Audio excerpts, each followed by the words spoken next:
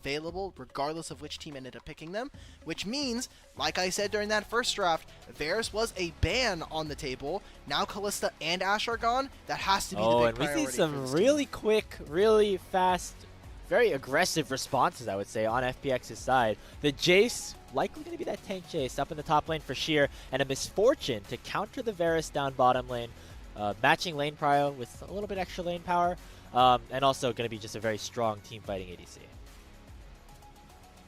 With Braum taken out of the table, there are so many options from the support pool. My eyes were immediately going to go towards that Nautilus, but here with the Misfortune, there are still a lot of supports you can go for. Rel is still very popular. You also still have the Leona that you can try to pair up with it. I wonder what FPX is going to be looking for with having the Jace and the Misfortune on your team. You already have a kind of squad that does deal very well with high range values versus the opponents, but right now they have some additional lockdown coming in from the jungle with Wukong for Sorrow. Interesting. Okay, so I believe we saw, I don't think we've seen this Wukong for Sorrow so far this season, but a lot of damage so far in FPX's composition to start things off. Again, we are expecting more of a tank build from Sheer on the Jace, unless he decides to go back to like the normal traditional style of build. But we've seen that tank build be very, very powerful. I hope he does. It is going up against the Mbessa though, so we'll see how that matchup ends up working out. This is the true matchup we needed to see in Arcane. I won't expound on that. Back end of the draft here, Leona, like I said, going to be a focus for both of these teams. FPX, though, seeming like they want to get rid of some more mages from the mid lane. Taking away LeBlanc is interesting to me, especially with Orianna taken out of the pool. I wonder what control mage matchup they're setting up for that is not a big fan. I mean, you look already, Victor's taken away. You now have Kindred here taken from milkyway. So getting rid of some potent 2v2s from them, but still haven't really seen what milkyway and the rest of RNG are going to be going for yet. Looking for that mid jungle, likely, for RNG. On the other side, FPX still need that support to pair alongside bots. Misfortune, as you mentioned, lots of available options. That Rel would have been one of that you mentioned, but it was taken away with that final ban. So RNG definitely trying to limit the engaged support pool as they saw how much Jwei was able to do when initiating on game number 1. Sylas will get locked in here for Care. So with the responses now for RNG, Tangyuan still looking and has the ability this time to counter. Oh, wow. So this is something that I noted during the first game, was the fact that they are willing to give Jwei counter pick Jwei as we get further on into a draft. And they're doing another system of R5 support here. Here for RNG, though, getting themselves the Akali, so going for a bit of a more fun, spicy matchup in the mid lane. Lee Sin here for Milky Way would... I don't think it's going to do all that much. I think when you look at what this enemy team has available to you, the hammer swing from Jace can be something that kind of stops him in mid-air, but very, very potent.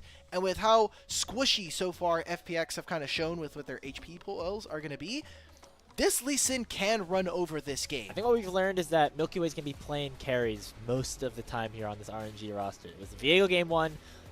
Lee Sin here in game 2 are going to be very impactful, do a lot of damage in that early stage of the game.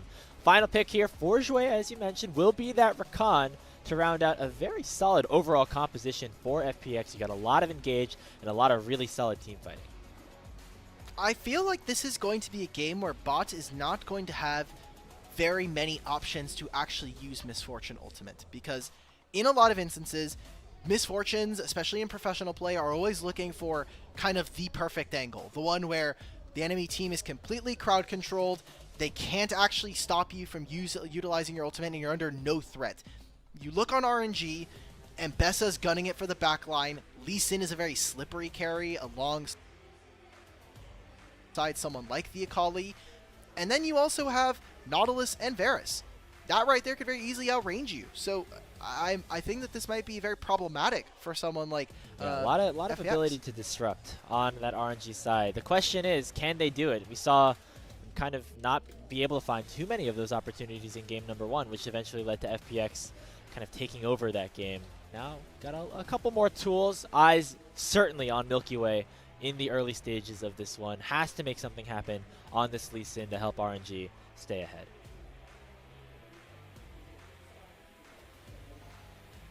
This is, I think, their best shot, at least so far in the series. From draft, it's not, obviously, I mean, just having a Lee Sin in general right now when we have so many different champions kind of coming in from the tank role. But this is kind of the gambit and the style you have to buy in when you are a Milky Way team. You have to say, give over tools that can help this guy actually provide agency, and then hopefully he can kind of help lead his team to a victory. If this Lee Sin pops off, I mean, hey, we go to Milky Way's career. It's his most played last year and his 5th most played, but he's 7-11 all time. Wow. 7 of those wins were last year.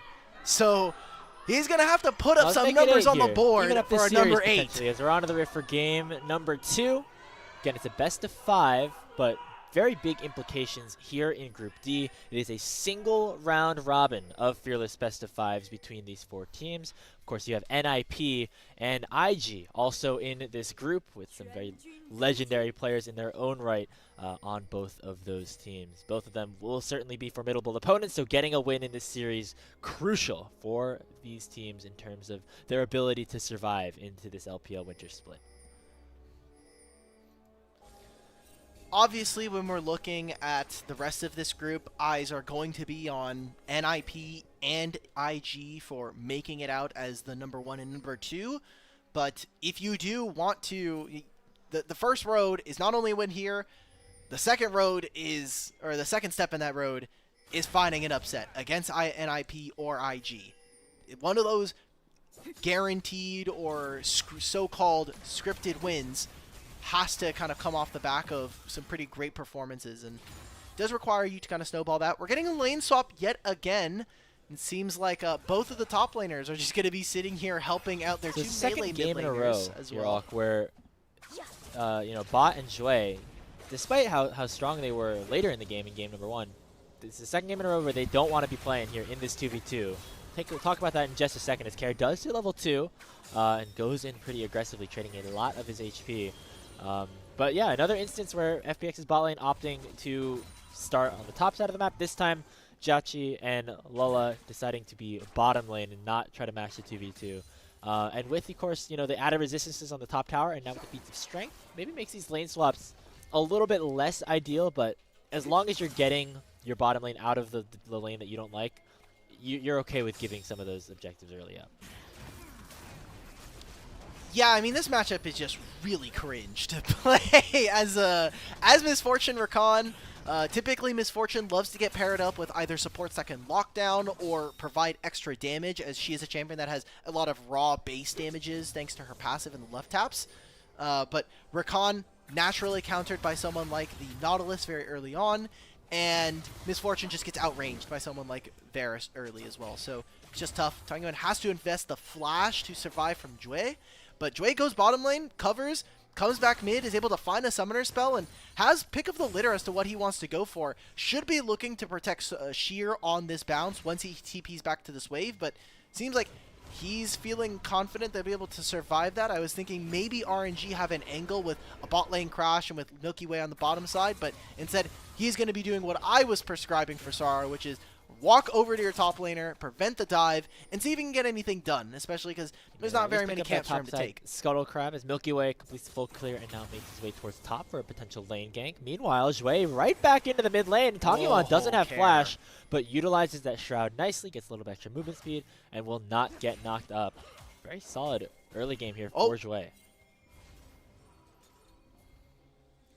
Bot was getting a little afraid there. I was looking at the mini-map, and I just see Mbessa's icon overshadow Misfortunes, and I'm like, that should never happen. As a Misfortune, as an 80 carry, I never want to see Mbessa on top of me, at least in-game. So RNG already taking control of the top side of the map. We got a minute and a half before any grubs are spawning, and I would say something about mid-priority, but we're seeing Silas versus Akali, so yeah, that's not really a big focus in this game. Not focused on the lanes itself, more on what they can do after they are able to get out of their lanes, whether it's impacting the top side of the map or the bottom side, or just helping their junglers out by any means necessary. You see Tangyuan going for that early Oblivion Orb to prevent some of the healing that would come through by the W of Care. So that's an early adaptation. On the other side, Care, the much more defensive-oriented first base. I don't know if that's going to eventually turn into like a Spectre's Cowl or something, or if it's just... Yeah, I know, exactly. He's got the Lucian tech from the 1v1 down. He's about to get a Negatron cloak, and we're going to be chilling for this game. Oh my god, Tangyuan, what is this? What is this item? Yeah. We have built Oblivion Orb. Oh, we're back this in the is meta, like, boys. yeah, we're, this we're is like back good old-fashioned 2020 discourse back in the day. 2022, yeah. When was Worlds in New York? It was 2022 or 23? All right, yeah, we're back, boys. We're back to healing runes. All right, let's see if they can maybe get this dive down. Miniwave's in a bad spot, though. They've already cleared it out. I think it's a pretty but they tough walk look right in, and that's RNG. going to just be an easy kill. All Lola right. finds the dredge line without even having to go under turret, and Jwei will fall. First blood, RNG. That's a feat, and they're going to go for this dive. JiaQi is going to look for something under this turret. They still have the Nautilus. With Lola. Now Sheer, still very tanky. Remember, he's going that tank build, still alive, but finally will go down with JiaQi claiming that one. So 2 kills here in the early game for RNG. This is a much better start than game 1. Okay. So they get the first 2 kills. They'll get a bit of chip damage on this turret, and if they're also able to grab the grubs, maybe they can look for that first turret pretty early on in the next 5 to 10 minutes. Insane mind games coming in from Sorrow means that he actually escapes Ambessa looking for him. milkyway, again, like we were saying, getting those grubs early, and as much damage as we can see from RNG, I think that this is going to be a pretty reasonable amount of camps already taken here. Great job from again. Never So Give we're Up. now looking most likely at a 9-0 grub counter if you include game number 1. Milky Way doing a very good job at controlling that objective. It's going to help now that his top side has gotten pretty far ahead, or JiaQi at least on the Varus, who's now making his way towards the top lane to match bot and Jwei. You see the pings as well, utilizing the priority coming in from their top side. They really want to make an invade onto the top side of the map, find out which camps are available, see where Sorrow is. Seems like he's not that far, although most of this is going to be kill, gold, and experience here for Milky Way. He's just trying to find a single camp that'll give him level 6. That'll be the Scuttle Crab here, sitting in the topside river. See if it actually, I think it should be close to, no, not yet actually. Still level 5, no, he levels up as he heads back to base. It took a second for the, there it is, for the game to update there on the left side.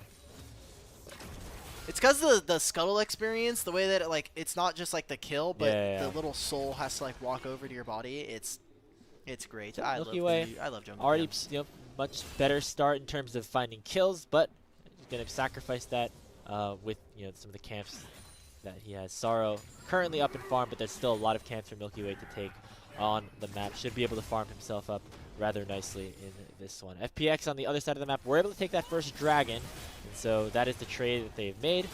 Xiaoxu and Sheer duking it out a little bit down there. I love the arcane skin for Sheer. If you have all the skins available at your disposal, you might as well use the newest, coolest one. Oh, for sure. And Arcane Survivor Jace is just a good skin. It has such great effects.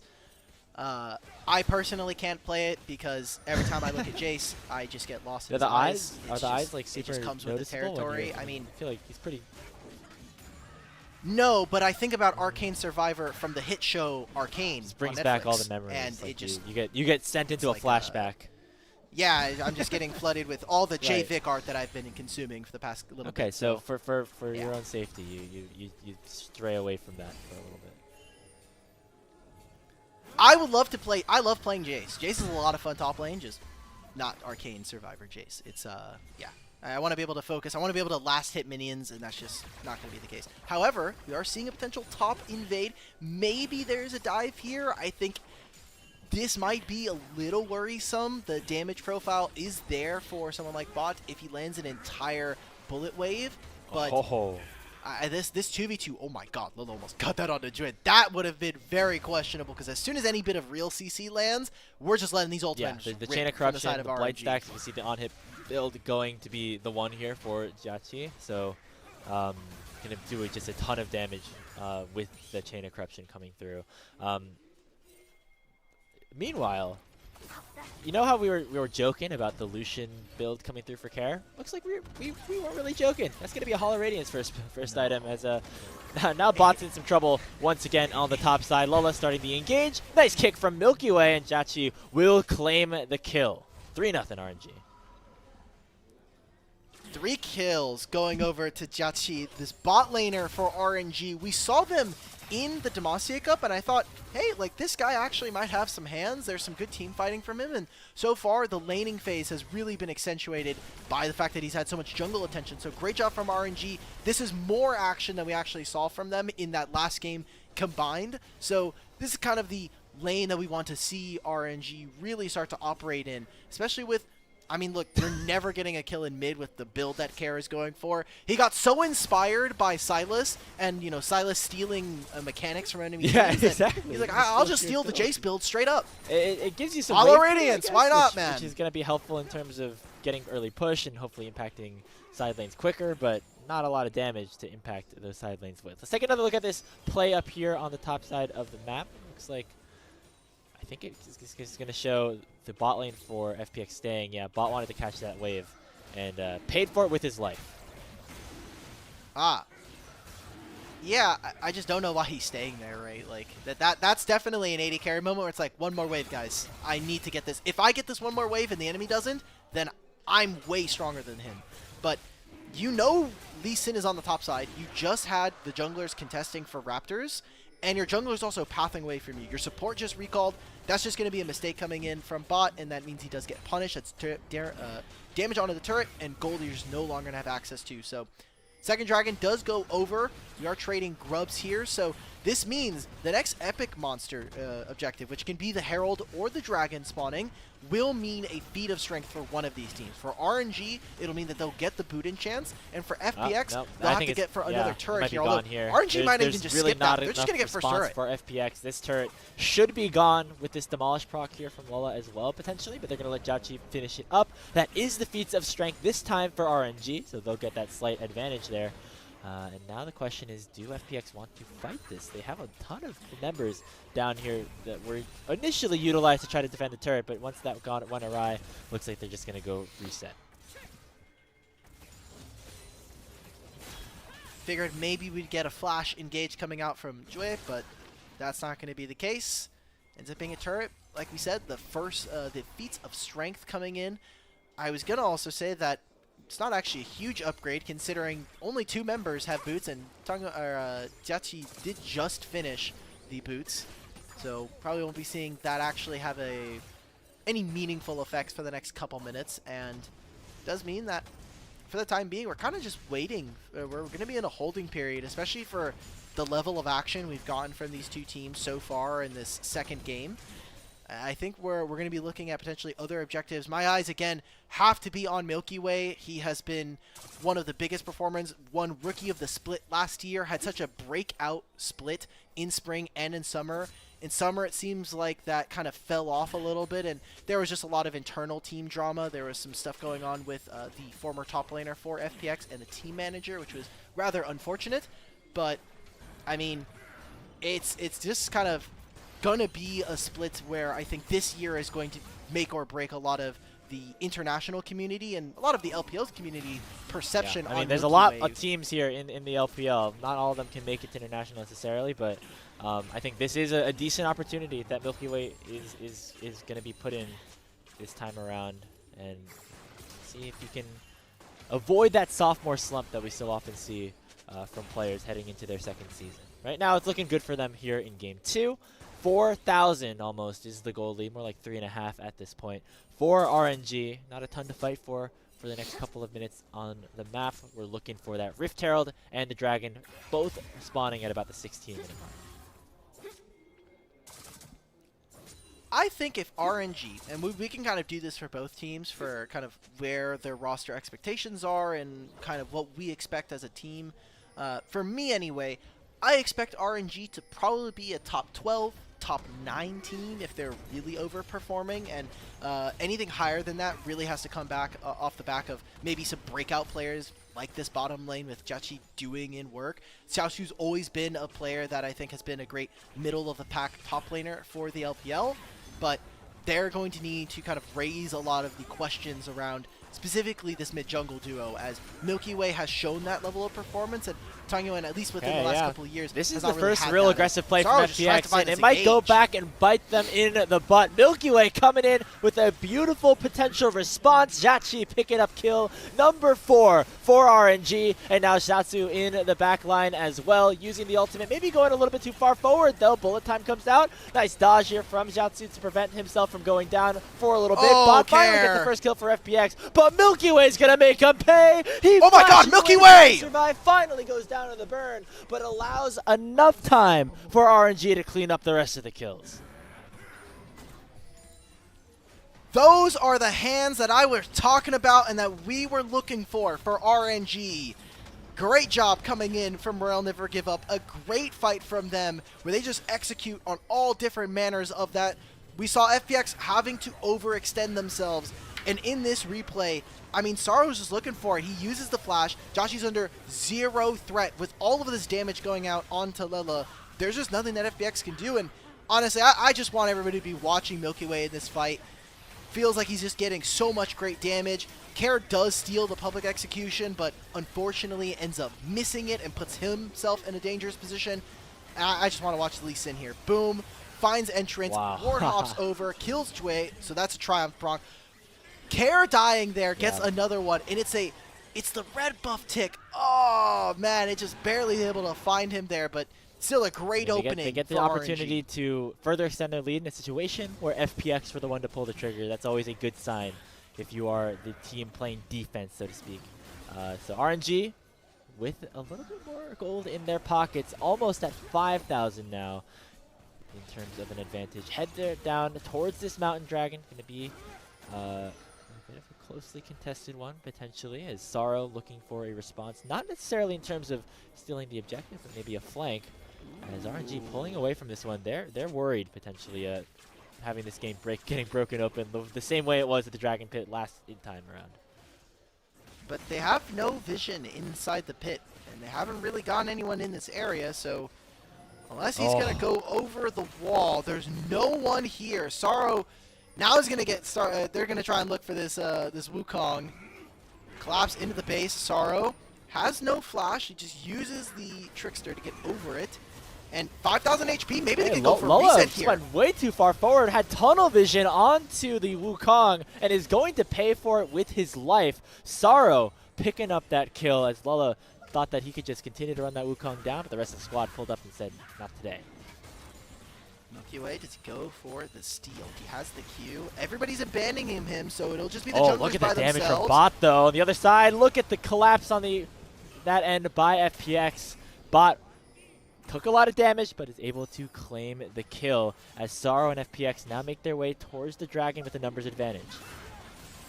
Oh, Xiaoxu, you got to be very careful. Okay, They're going to just go for a smite fight here. Jwei jumps in. Could be a 50-50. Could be a one-way trip as well. Uses the kick to try and get Sorrow away. Now looking to try to get back in, but FPX do a beautiful job of bursting down the Lee Sin before the dragon gets into smite range, so they're able to claim a 2-for-1 in terms of objective and kill.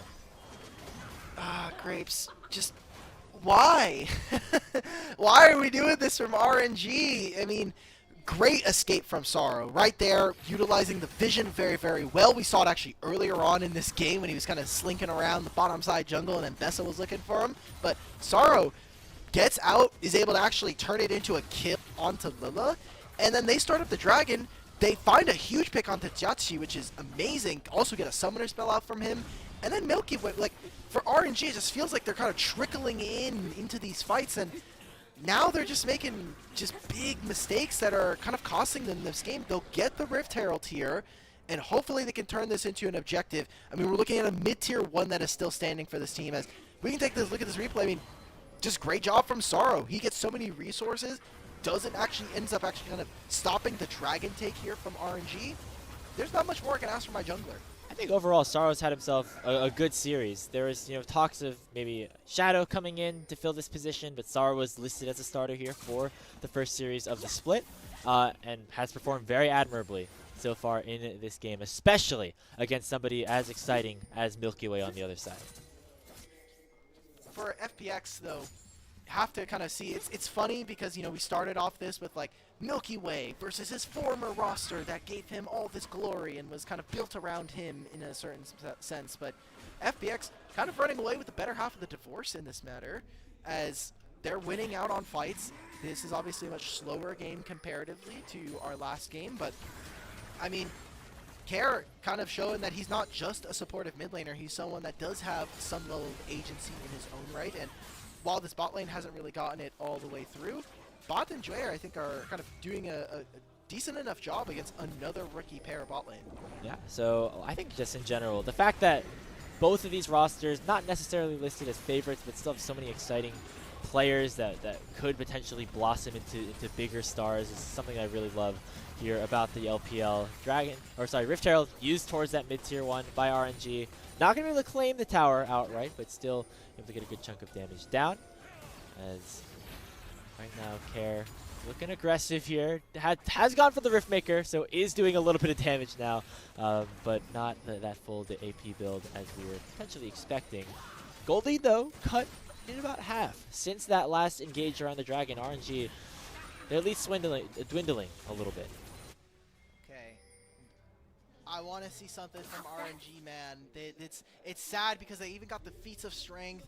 They had a really impressive early game here, and now we're looking at it. Tangyuan, if he can get those 2 items, he will have the upgraded boots. He will have the added Storm Surge value. Maybe we find this fight around Artikan to be kind of the big explosive piece of the game that gets RNG back in the driver's seat, but for right now, FPX, I think, are feeling very, very comfortable with where the game is. They're getting close to those 3 items already. 2 items done here for Care and Bot.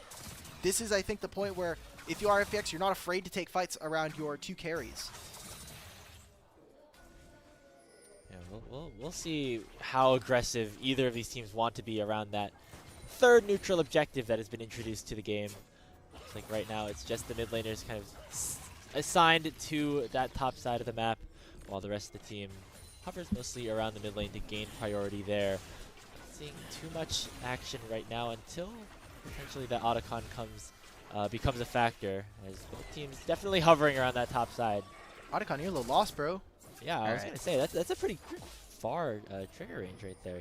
So have you read any of the lore or watched the motion comic that's part in the I have not yet, unfortunately. Okay, so one, Otacon is like the bound demon of alive Mordekaiser when he was in Noxus. Mordekaiser was a big warlord apparently, and then he revived himself by putting himself in a case of armor, and he basically bent this demon as part of his his second in command, if I remember correctly, was taken down by a demon, and then Mordekaiser, or his old name, basically, he kind of just walked up to the demon and was like, yeah, bro, I'm going to give you these hands, and then you're going to become mine. So Otacon is a pretty cool being. He also had the LOR card spotlight for a long time, similar to Yone, actually. Oh wow. Milkyway, no! Might not be RNG getting Otacon, though, as Milkyway getting caught out, but on the other side, Sorrow taking a bunch of damage, and it's JiaQi picking up the kill. Sheer now caught by the Chain of Corruption, and this Varus is going off. It's going to be JiaQi picking up the first, Xiaoxu picking up the second, and after Milkyway was the one initially caught out, it's him going towards Otacon and looking to take it down. Okay, and FPX, as a response, instead of contesting for this objective, let's see how many turrets we can get in response. Even a dragon here. It's going to take a while for RNG to finish this. Only now starting up the dragon. They're a bit too far right now as RNG, but that's the voracious Otacon going over. So they have a GA for the next couple of minutes. Can they utilize it, and how are we going to see them use it in this game? As, I mean, just having the ability to kind of force out summoner spells, my instinct immediately as RNG is within the next 3 minutes, I want to try to force out Bot from having his flash and cleanse. And let's see if they're able to kind of accomplish that goal. Yeah, I think it's a really interesting mechanic that's been set up where Otacon will spawn and then Baron will be up very shortly after. And specifically with the Voracious buff, RNG heavily incentivized to look for a big fight here. But let's look at this replay again. The bullet time as well as the big engage from Jwei. Milkyway almost dies here, but he's able to survive. It's just the terrain. This wall is proving to be really problematic for someone like Sheer and Jwei once they've already used some of their cooldowns, and It ends up being a pretty big win for the side of RNG. Like we were saying, Milky Way just barely being able to escape in that matter means that they're able to grab themselves the Otacon as a response. And those items completions, like we were just talking about, are coming through. Big one for me, however, is Bot almost on 3 now. Infinity Edge about 400, 500 gold away. So he's able to get a couple more minions, maybe a camp or two from the jungle. They're going to be playing with 3-item Infinity Edge Misfortune.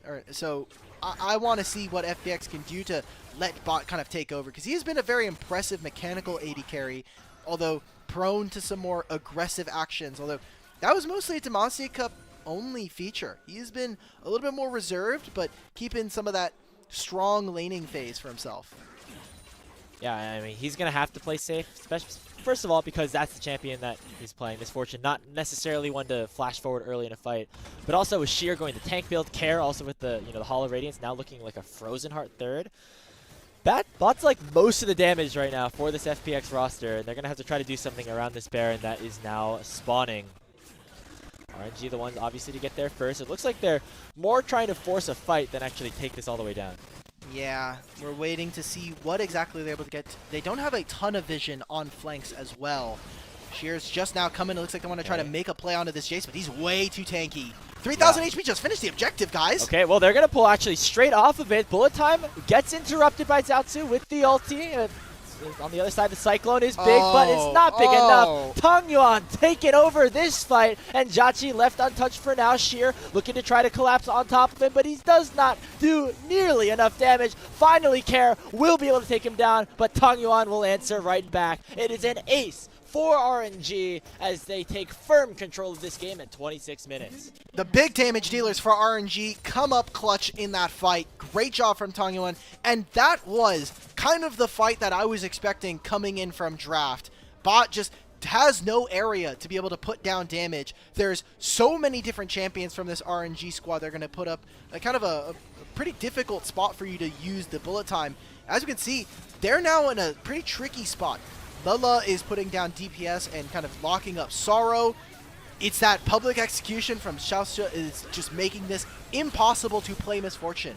So without good enough crowd control from the rest of your team, it means that someone like Akali, even someone like JiaQi on this Varus can just rip apart your front line, and it makes a pretty convincing teamfight win, although there's no Otacon buff anymore. So, give or take a little bit, they were able to kind of utilize it where they could, but it's the small wins right now if you're FPX that you're looking at. Down 7,000 gold, but hey, at least you're not going to get the auto revive anymore. And hey, the Baron also did not get taken by RNG. FPX did enough to prevent them from just immediately starting it back up there. So you're obviously going to be still a topic of conversation to come, as Milky Way and Tangyuan right now already back to the top side of the map.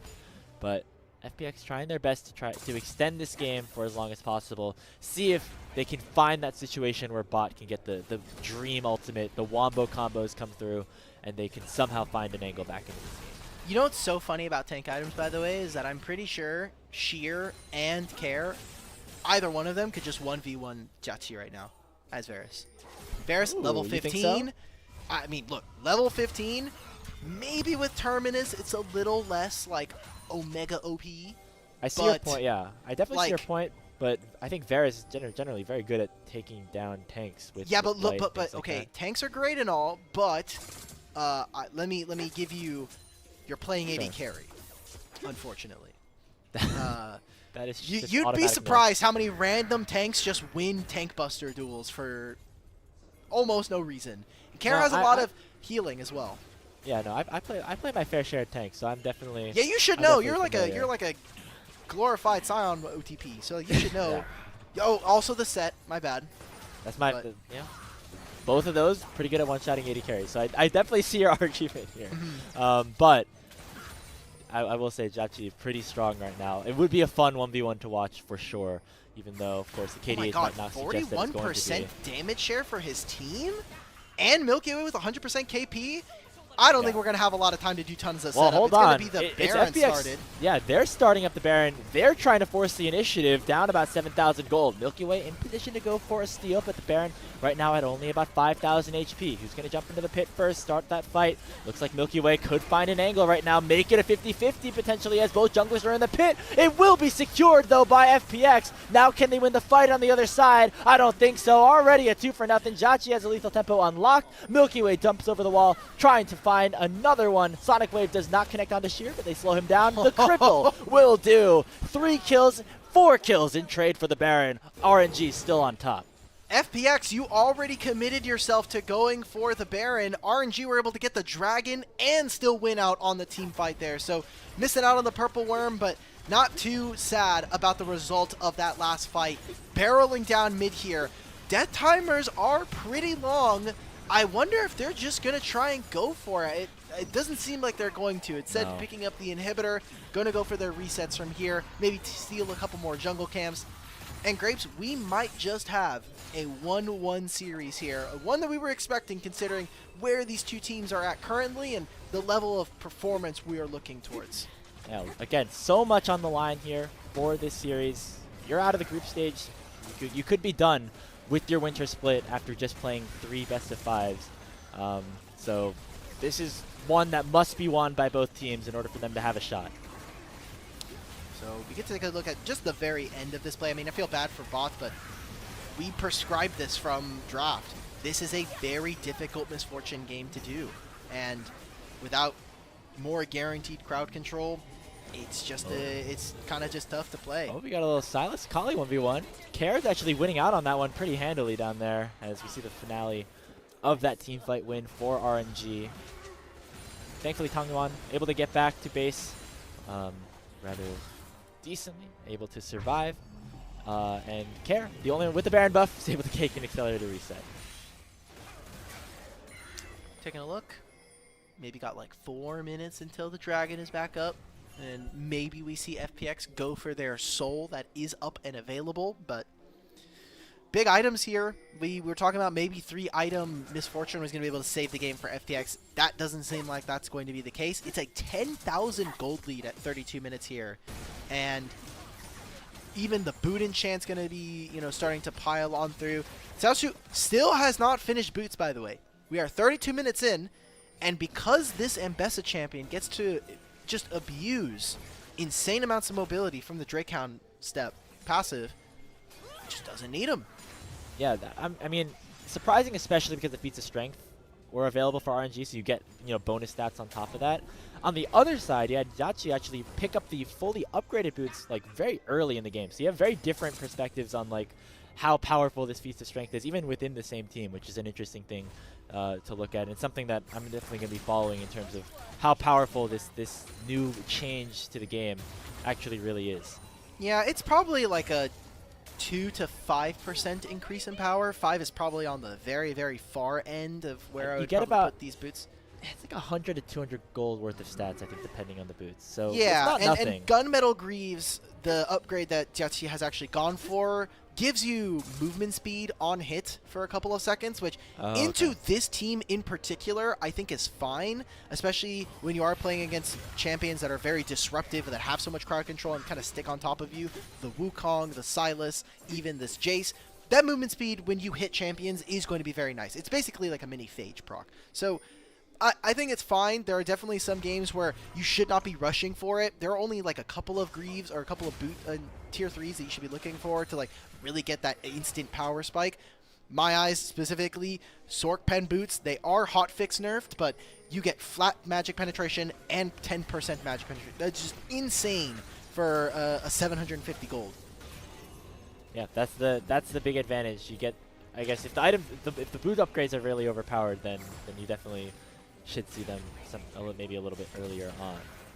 Because the Baron buff wasn't secured by RNG, though, means that it's going to take a little bit of time for them to really close this game out. FPX know this and are looking to be just a tad aggressive as they are awaiting this dragon to spawn. It would be Soul for FPX if they pick it up, so obviously they're in the mood to potentially try to fight this out.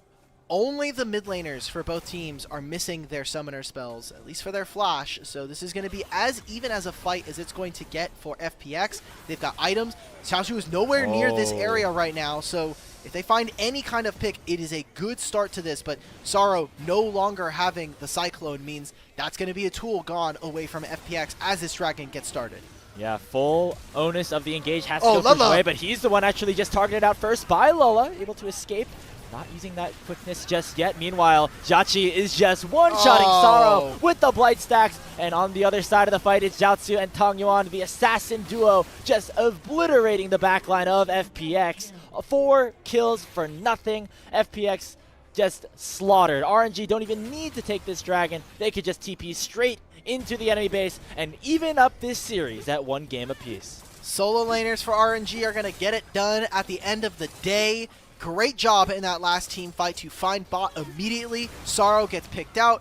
And while Kara's sitting here trying to win a 1v2, RNG are going to strike finally their first game here and the second game of the series. We're going to tie this up 1-1, which is great to see after what was a resounding victory from FPX. Very, very well played start to finish here for RNG. They get their first win throughout the entirety of the competitive cycle, if you include the Demacia Cup as well. And both teams now playing basically a modified best of 3 the rest of the way to determine who picks up the first win in Group D of the LPL Winter Split.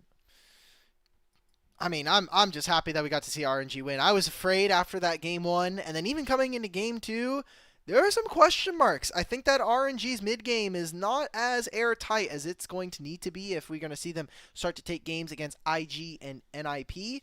And for FunPlus Phoenix, I still think that there are a lot of great things that they could have done in that game, but I think the champions that they had, the state of the game that they were in, and some of the supports being gone, right? Like that big focus in the second part of draft where Leona and Rel are taken away, those needed to be, I think, a little bit further up in the priority when you are playing with Misfortune. Misfortune is one of those champions where it's like, oh, strong laning phase, great team fighter, what's not to love? Well, she's pretty immobile and, again, needs those basically perfect fights for the bullet times to really get anything done. Yeah, and on the other side, JiaQi got set up beautifully on the Varus, mostly with the help of milkyway and the rest of RNG as Alex wrote, you know, it's what I get for making fun of FPX, okay? Like I'm starting to I'm like, FPX he didn't do well, and producer Kai has just decided that I need to get. He just sent you to the Shadow Realm for a couple seconds, let you know how it feels. But yeah, I think overall Milky Way facilitating on that Lee Sin early on those top lane dives that got JiaQi ahead, and just led to them being able to just lean on that Varus the entirety of that game in basically every single team fight. So you definitely have to give props to Milky Way after not being able to find any action in the first 20 minutes or so in game number 1, was really able to push the initiative in game 2.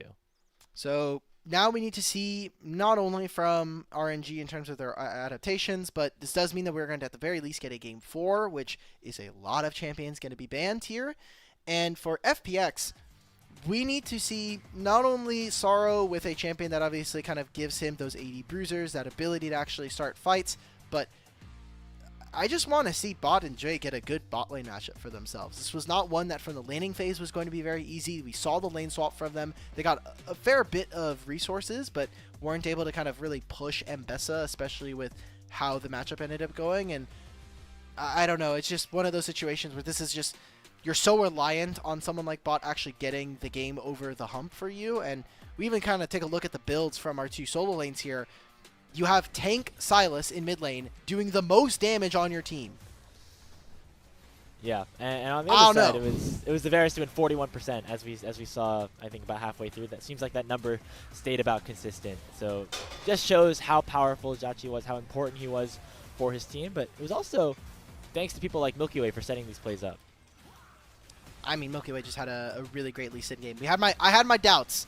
I was like, hey, don't know if this is really going to be the Lee Sin game to do it, but ends up actually kind of performing. This is the one really big play coming out. The don't look at the Kara ultimate there. Milky Way finds good purchase onto this backline, sets the rest of his team up to end up finding more of those kills. And trying to think about MVP, we saw the kind of graphics spotlight about 30 minutes into that game, but between JiaQi and Milky Way, this is a pretty tight race between the two. Yeah, it's a tough one. I think I'd give it to the Varus just because of the amount of damage that he was able to put out, as well as I think like some of his movement was pretty good. This Chain of Corruption, the second proc of it landing onto Sheer, really broke that team fight open as well for them. So a lot of these little things just by JiaQi overall. I would give that would be my vote. Although I could totally see Milky Way also getting it. I'm okay with the JiaQi vote. A vote for 80 carries is a vote for justice. So especially in a game where there's lane swaps. The only other person I would feel willing to give it to is like top laners, and that's mostly just because they have to play against like these tank degenerate champions. And that sounded like a little personal maybe there, but it's okay. No Jace player ever is like, you know what I really want to play? I really want to play Fimbulwinter Undying Despair. That's just not. Maybe, and then I was actually talking about this kind of off air, but I think one of the ways you can try to maybe balance around Jace if you really don't want these tank builds is like nerf his passive.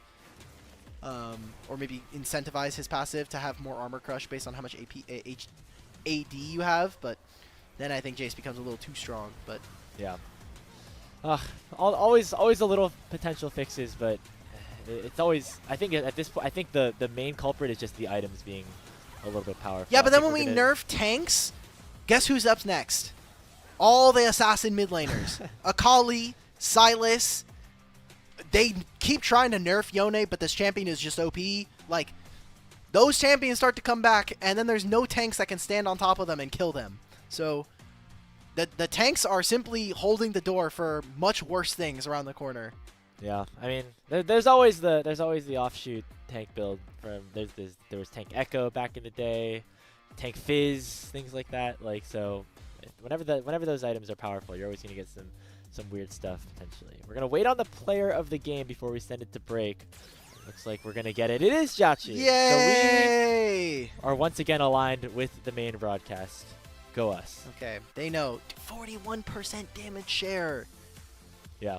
The big number there as well. 191% damage to gold ratio. Means that overall dealt a lot of damage given the resources that he was given. I think that's more of a testament to just how much damage he was doing because he was pretty rich as well. Yeah, I mean 9, 2, and 10.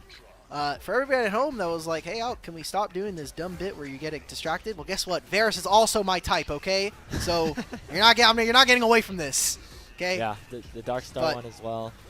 Yeah, I mean, his eyes are literally stars. Anyway, JiaQi played well this game. Like, these are the two bot laners that when we looked at this group, like, hey, you're playing against Leave, Mako. These are two that are pretty new, and especially if you are an LPL fan, you may not be super kind of in tune with them. But as LDL stars, I think these are pretty exciting names, and their Demacia Cup performances were at least Valorant enough that you can say, hey, maybe these are two bot laners that, given a split, maybe getting into split 2, they can start to put up some real numbers, and we can start to see them maybe move around to some teams that have a need for some fresher talent from the bot lane. Yeah, I mean, this is JiaQi's first full split in the LPL. Spent some time, I think, with Top Esports as a sub for maybe a couple of games or so, but this is really the first opportunity that he's been able to get on a main roster, and so far making the most of it, specifically in that game number 2 where he won MVP. So a lot to look forward to still. This might be even up at best at 1-1, but we still got a lot more games to play. RNG and FPX, two legendary organizations in the LPL, looking for their first series win of 2025. We're going to take a short break, and we'll be right back with the Game 3